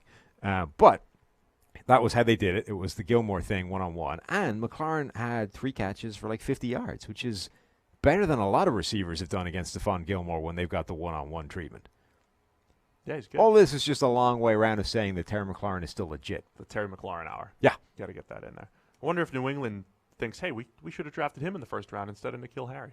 I mean, they should have. I wonder. Did you know that? So there was debate as to what his nickname should be, right? Some people have been saying Scary Terry, and that's just a terrible nickname, which we should never use. Other people have suggested F1, which sounds like a cool nickname, except I'm led to believe... He's F1? Yeah. I haven't known that for weeks. Well, since Austin said it to me. It's a cool sounding nickname, except I'm led to believe they're saying that because there's an F1 team called McLaren, which is completely different sounding to McLaurin. It's a whole different vowel sound. You can't just co-opt it because it's no. If that's why that came about, that's a bad nickname. As the president of the Terry McLaurin fan club, could you please come up with a nickname for him? You do it. Not on the top of my head. Your job. Maybe in future. Well, no, you have time. Okay, give me some time. I'll work on it. Carolina Panthers 34, Jacksonville Jaguars 27. I mean, when you're watching this game, you're just Minshew's going to pull this off, right? You're expecting that to happen. Yeah. Gardner. So I don't want to tear down the greatness of Gardner at all, but he's one of those guys. All of his bad plays this year have been fumbles. Yeah. And avoidable fumbles. That was so bad. He's got 4 or 5 turnover-worthy plays that are fumbles this year. And again, remember, when we say, throwing motion, you get stripped, sometimes you can't avoid it. We'll say Minshew's got 4 or 5 avoidable fumbles this year. Yesterday was bad with Here's some of the those. thing, though. But he's still throwing the ball really well. He is, and he almost got it done. He got them in position to get the game back, right? Yeah. What was interesting is how they then, the plays at the end, they basically ran this Hail Mary play where Leonard Fournette wound up being the primary target. Now I'm not sure I'd be late, throwing... though. That was a late chuck up to him, wasn't it? The first one, I don't think so. There was one that he got to Chark, which... Either way, here I would just question why he's even on the field in I an agree. obvious sort of passing into the end zone Hail Mary situation. Are you really expecting Lenny to go up and get it over a DB in the end zone? He had another big run again, though, too. He does look fast. He's starting to look faster and all that stuff. Yeah, he had a decent game. But I wouldn't throw jump balls up to him. And then then you had maybe the most depressing game-ending play I've ever seen, which is Minshew failing to make the end zone from the 40-yard line. Now, okay, he was running to his right and was slightly off balance, but Mahomes would have been in more danger of throwing through the end zone than coming short of the end zone from that exact same throw. Yeah, and Minshew could, and not only that, it didn't just fall short. It was honestly 5 yards short. Every now and again, his lack of arm shows up. Yeah, every now and again. I mean, he does a great job of mitigating it, throwing with anticipation and all that stuff. And it doesn't really matter if you know how to throw the ball and you're accurate, but every now and again it shows up. Yeah, it's like that. You remember that scene in Police Academy where they had the guy with the fake Spanish accent? Mahoney was like, every now and again you lose your Spanish accent. What's up with that? It's like Mahomes just every now and again your noodle rushes back to the surface. It just shows up a little bit. Another game, Kyle Allen 3-0 as the starter for the Panthers. Another not great game for him, but Christian McCaffrey. All I see is W's. Some people are going to give I've heard some people say, hey, Christian McCaffrey should be in the MVP race. If there's a running back, based off just what they've actually accomplished this year through 5 weeks, is McCaffrey the type of guy that actually deserves that? That's far too many degrees of hypotheticals. I mean, it's right now. I mean, it's through 5. The only thing we're talking about is through 5 weeks. Right, but you're asking me to hypothetically extend a 5-week sample size to an award that if I hypothetically gave a crap about, it wasn't absurd to begin with. Let's just talk about how awesome Christian McCaffrey is. Even though he did get banged up at the end. He was claiming it was cramps, so not really. Can we talk about how right I was about him, by the way? No, because why? Because when we get negative feedback on the podcast, it's pretty much about stuff like that. Like, I don't even care like PFF. Me, personally. I was riding the Christian McCaffrey bandwagon from like day one in college. Good job. Because I had all those Stanford games. The dude was amazing. Now you want a high five. Yeah. Good job. Here's the thing. Let's just talk about the PFF podcast where Sam talks about all his favorite players. Yes. It's not – what I would say is Christian McCaffrey and Alvin Kamara and a couple of other running backs – right now should be changing the way that teams are scouting running backs, right? Because everybody used to look for this giant workhorse bell cow running back that could take 350 touches a season and keep grinding out those 3 yards in a cloud of dust and never break down. Super durable. Everybody's looking for the next who's the Hall of Famer that we don't think is a Hall of Famer? Curtis Martin. Everybody's looking for the next Curtis Martin, right? I thought you were going to go after like Earl Campbell at first. Or something. No. Everybody's looking for the next Curtis Martin, the guy that can go out there, touch the ball 9,000 times, and keep grinding, right? But if your first criticism of a running back prospect right now is, I don't know if he can carry the load, you should probably shut the hell up because it just doesn't matter. A, Christian McCaffrey turns out can carry the load. B, McCaffrey, Kamara, Austin Eckler, all these guys are dynamic and as valuable as load-carrying running backs to begin with. And B, every time one of them gets the shot to carry the load, it turns out they can. Austin Eckler's like 2 foot tall, weighs 7 pounds, and was carrying the load as well as Melvin Gordon was in his absence. So stop. Like if you come up and that's my scouting report on player X, he's great vision, amazing cuts, dynamic. Great weapon in the passing game, can do it all. I don't know if he can carry the load, though, so little slight. Third rounder. No. Everything you had in the positive column is the reason we would take him early, and your negative column is not relevant in today's NFL, so kindly dismiss that. I would add to that, I think the first question should be, does the defense have to account for this guy? Can I line him up everywhere? So I'm with you, man. Yeah, I mean that's McCaffrey, and that's Kamara, and that's Saquon. And that's still a huge part of today's NFL. Is does this guy cause you personnel problems?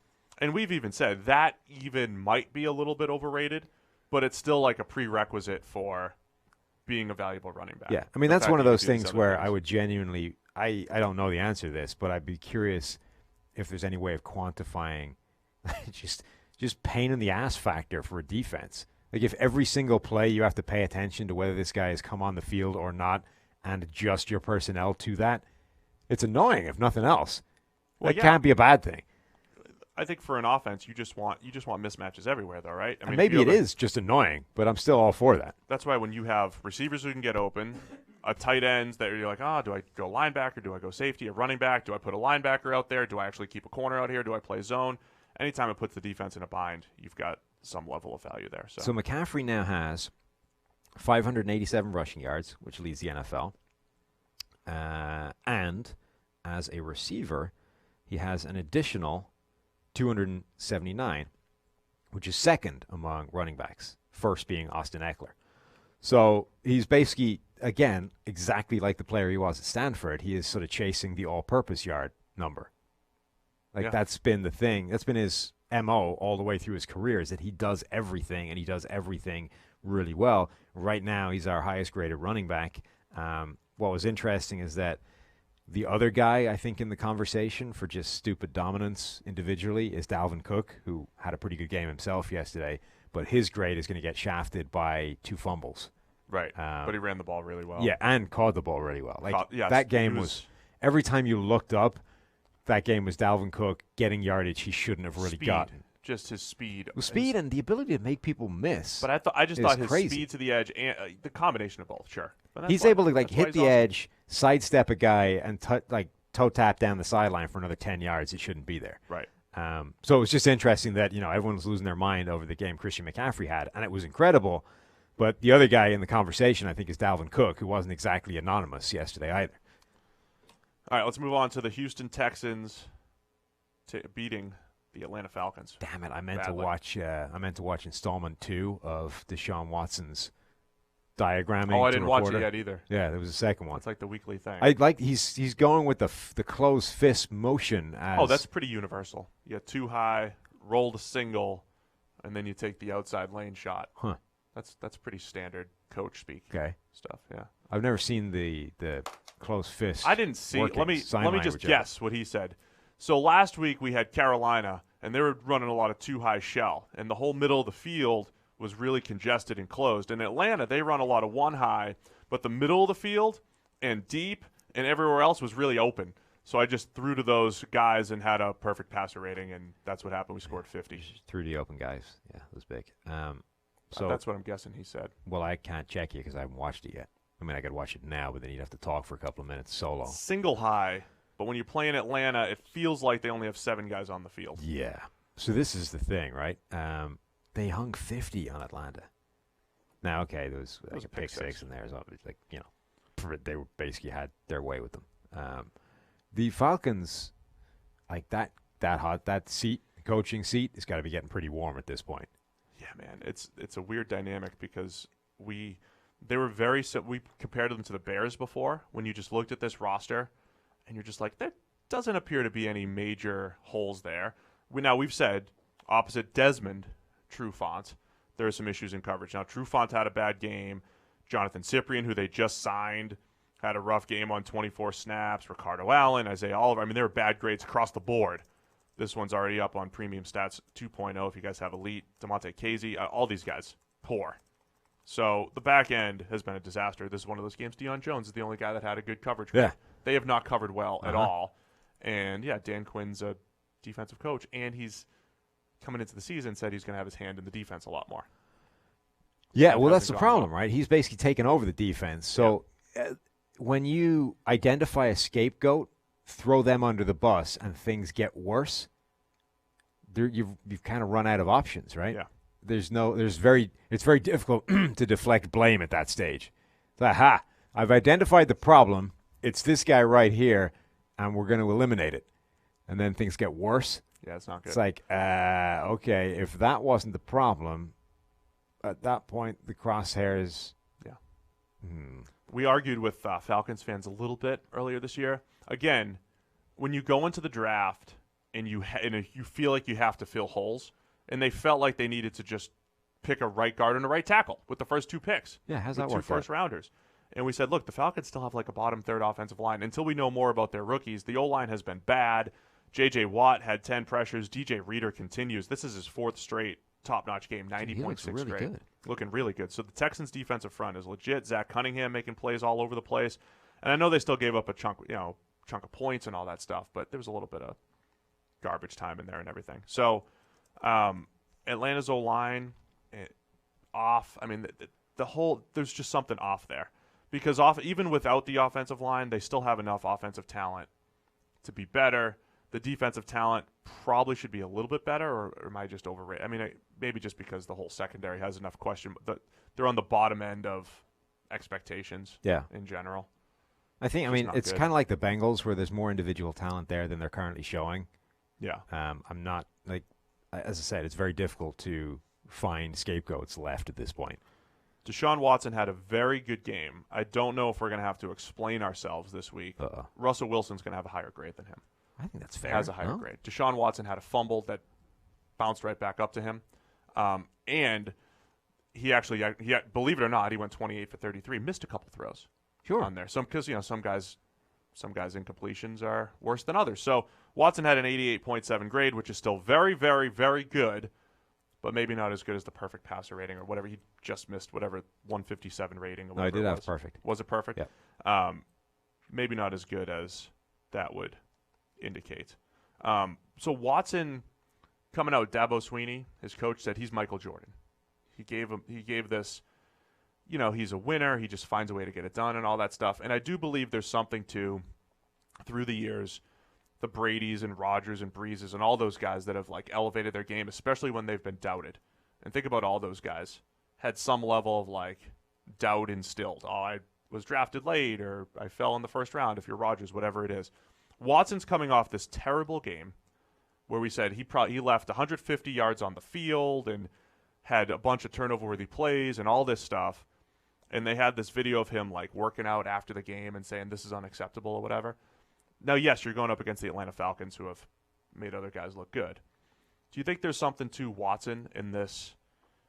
Does he have that like high-end, never doubt me factor where you just kind of expect that superstar ability to kind of bounce back? Does that all make sense? Yeah, I was thinking about him the other day, and I think he's almost like Patrick Mahomes, except he has these random sort of off games. He does, and last year he had a few, and they don't always right. show So up I in the think like stats. he's one of the few quarterbacks capable of doing the same kind of crazy things that Mahomes does. Not quite the like utterly absurd like Right. sling to your left, all the way across your like the ridiculous stuff that physically I don't know that anybody else can do.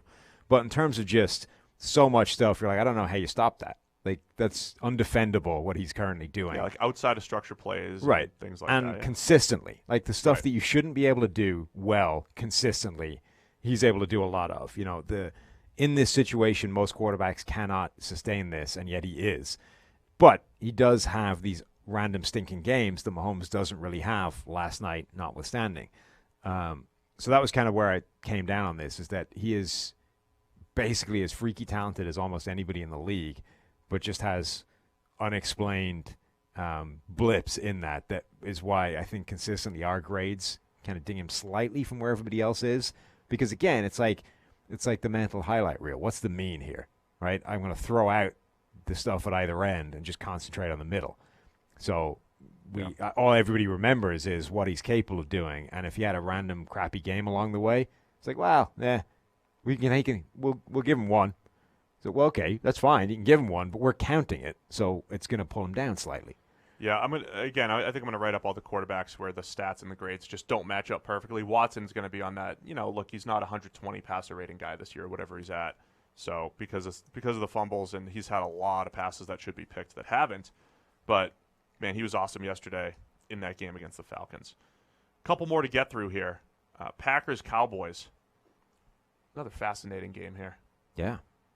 Dallas looked off offensively. So let's start with this. What did I text you about? Jair Peters. Jair looks like the new Marcus Peters. I think that's harsh. He gave up over 200 receiving yards, and it should have been more because the interception that he had, he gave up a ton of ground, and it got dropped into his hands for a pick.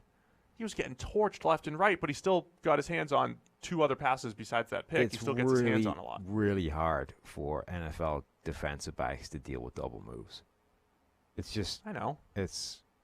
Plus, Amari Cooper is one of the best route runners in the NFL. I know. I just think that's harsh. That's all I'm saying. Oh man, he just gave up a ton. He did. He gave up a Bad ton game. in that game. Wasn't a good game. Weird game for Dak. Every time he had some unlucky interceptions. He had ones that should have been picked that were dropped, but man, he dropped some dimes down the field too. Yeah. Some really nice big time throws. And he should have thrown what could have been a game-ending interception in the end zone that had nothing to do with two penalties that occurred on the play, and that got negated. Just a crazy game overall.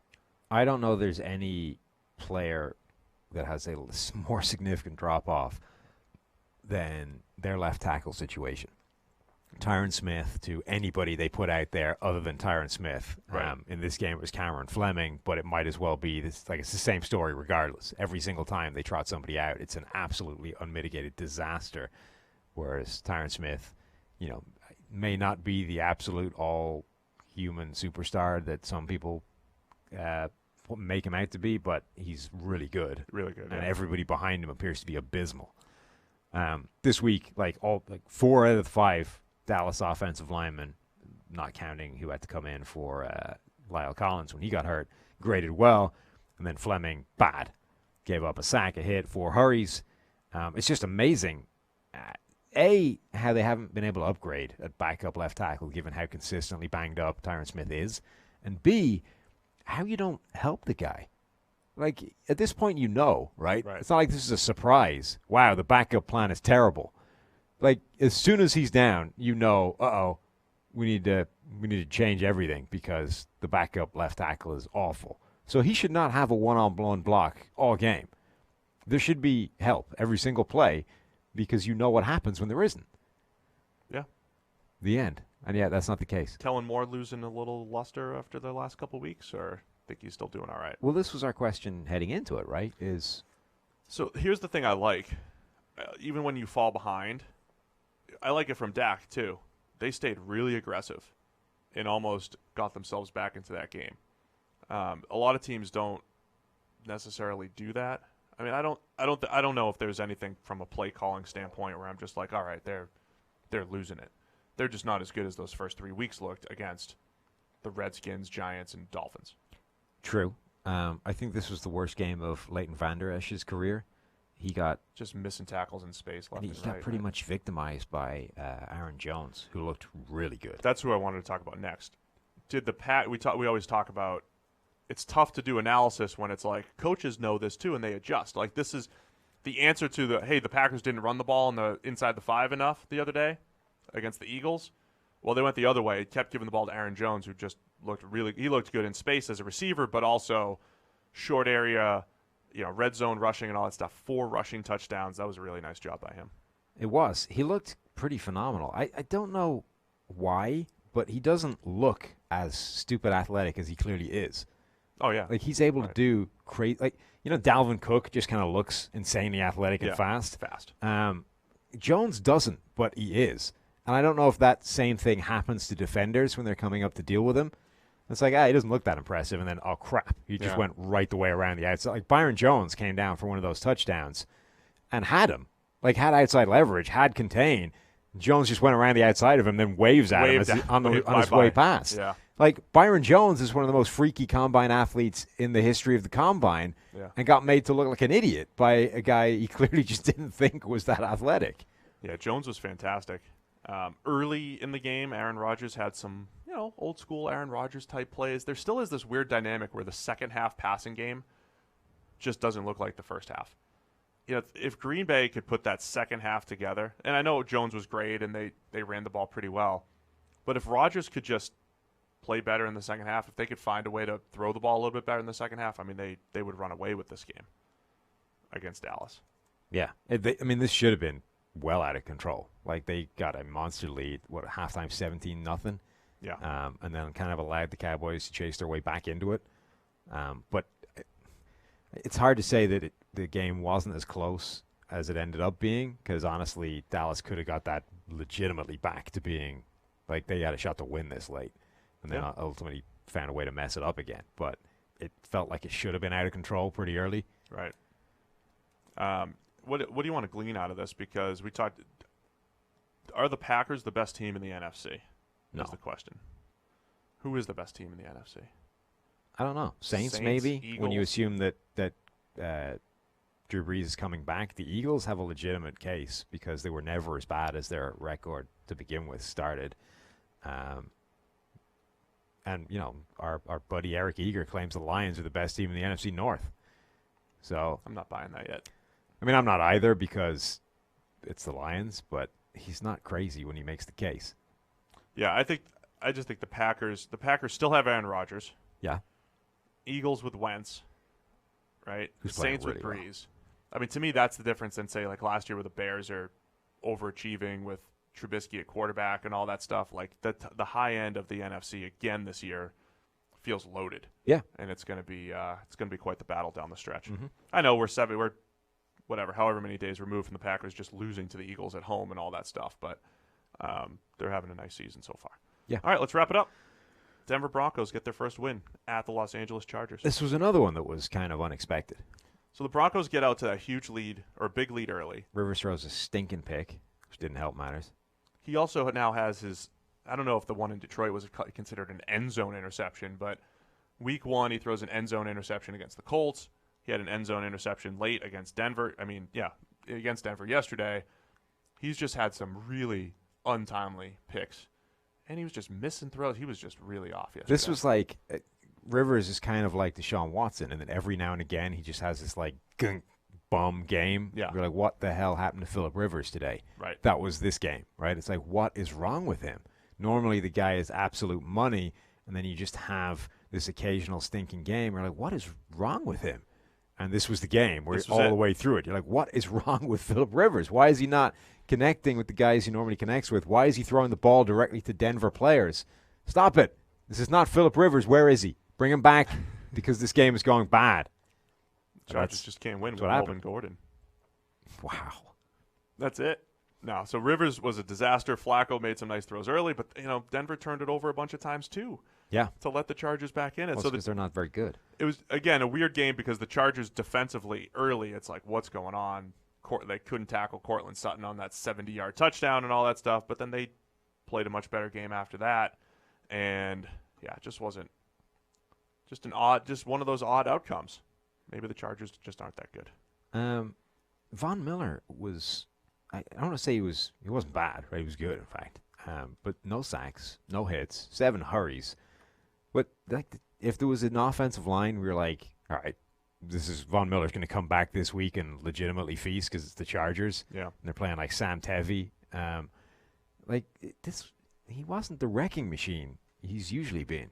Like his start to this season has been uncharacteristically okay. Yeah. Like he's been consistently generating a reasonable amount of pressure, but he hasn't been an absolute force the way he has been throughout his entire career. Like the dude has averaged something like 85 total pressures a season, which is basically averaged a league-leading amount of pressure. Yeah, it's crazy for his career since 2011. I mean, just an extended period of elite play. This season so far, he's got 23 total pressures through 5 games. So less than 85. Right, a reasonable degree short of that. You're trying to make me do math in my head? Well, I certainly wasn't going to attempt it. I left the door open for you to take a stab at it. I mean, if you want it. It's not terrible, but it's not the same. But it's a significant downswing, and those are coming like without the sacks. Again, like sacks are never a great way of measuring pass rush, but there's something to a guy that like consistently nails 15 every year. Yeah, but you're usually going to have that like here's a 2.1 second win where the quarterback just had no shot. Right. I mean, if you look at his career of the seasons where he's played, basically all the time. 13 sacks, 20 sacks, 15, 17, 14, 10, 16, right? So he's averaging like 15 sacks a season, essentially. And this season he's got 2 through 5 games. So, again, that's just way off where he normally is. Are you giving up on the Chargers? Am I giving up on them? No, not within that division. I mean, it depends. For the Super Bowl? Well, I don't know. I mean, we thought it was, Chiefs are the favorite, but the Chargers will give them a run. Was Phillip Rivers? So Rivers, if you look at last season, he was getting MVP hype through 12 or 13 weeks. And it was his best season since about 2012 or 11. Definitely not 12. Maybe since 2010. Was that more a blip rather than, hey, Phillip Rivers is that clear top 8 to 10 guy? Again, has he dropped off a little bit? Because, he's doing what, he, like you said, in previous seasons, he'd have those games, right? Kansas City, 4 picks and stuff like that. And last year he avoided him for a while, and this year he's kind of reverted back to, man, like, what are you doing, Phillip? A bunch of times. I just don't think this team is talented enough for them to legitimately compete for a Super Bowl. I think that between injuries that they've already lost guys, that offensive line, I'm never buying into a team for a legitimate Super Bowl that has a crappy offensive line. I'm just not sold, right? I think if I'm shooting at the percentages, I would take a team like the Eagles or the Patriots or a team that you're confident in their offensive line. Patriots' line's not good. Right? It's not good, but it's not a disaster. Confident in their offensive line, at least not being the reason they're losing games over the long haul. Like the Chargers have a pretty terrible offensive line. It's one of the worst ones out there. Somehow in this season, it's not like the very worst because this season has been like a cataclysm of terrible offensive lines. But I think it's the thing that's bad enough to prevent them winning against the best teams. That makes sense. So but they might make the playoffs again. Oh, yeah, they could still make a run. I think Rivers has to play better. than he has. That's it for this week. By the way, I didn't realize we've got. I didn't realize we got the ticker going. Yeah, it's cool, right? Looks great. New ticker. That's nice. So, like, if my computer dies, I could just look at the ticker. Well, it's over assuming there. we have all of the information on the ticker that you need us to have. Just like scores and stuff like that. I told That's you you'd great. be too dark against the background, didn't I? No, I think that's the tilt of our monitor. Ethan's nodding. But yeah, the Maybe I sticker's am. going in live. It's not like I should have post-production. I could have changed my shirt. It's in live. I know. Well, we hope everybody enjoys all the production live here on the YouTube channel. If you're just listening to the podcast, Yeah, you don't have a ticker. go check it out No ticker on for the you. YouTube channel. Give us some more views over there because it's really taken off. All right, guys. Week 5 is in the books other than Monday Night Football. Give me your 2 seconds on Who the hell is even playing? Browns and 49ers, Browns man. and 49ers. Baker and Jimmy. At 49ers? Yes. Okay. It's a litmus test game, Steve, for the 49ers. Is that what it is? I think the Browns are a reasonable enough team to give the 49ers a legitimate litmus test. Litmus test game. I think they're going to pass the litmus test. Do they have a chip on their shoulder, though? No. Okay. I think they're going to pass the litmus test. I think their defense is good enough to make a mess out of the Browns' offensive line, cause them problems, make them look a little bit more like the Browns in the first few weeks, and then I think their offense will be good enough to get enough done. All right. I think they'll win. The Browns. No. The 49ers. Yes. Sorry. Passing the litmus test. Gotcha. They would be the only 3 undefeated teams left, right? I don't think do you pass a litmus test, or is it just one way or the other? It's just a thing, right? It's like pass-fail. But it identifies a specific property. It's not like it's not a good thing necessarily. It's just that's what it is. I don't know, but this is the worst analysis on the podcast. Okay. Big test. Monday Night Football. Good thing it's the end of it. Check it out. Baker and Jimmy G. Yeah. To me, that's a storyline. The Browns wanted both guys. Who's better? They wanted Jimmy G, too. Okay. Then they never would have had Baker. Sure. So there you go. We'll check it out. Litmus test, Monday Night Football. Thanks for tuning in. We'll be back on Wednesday on YouTube, Thursday on your favorite podcast listening device. See you guys.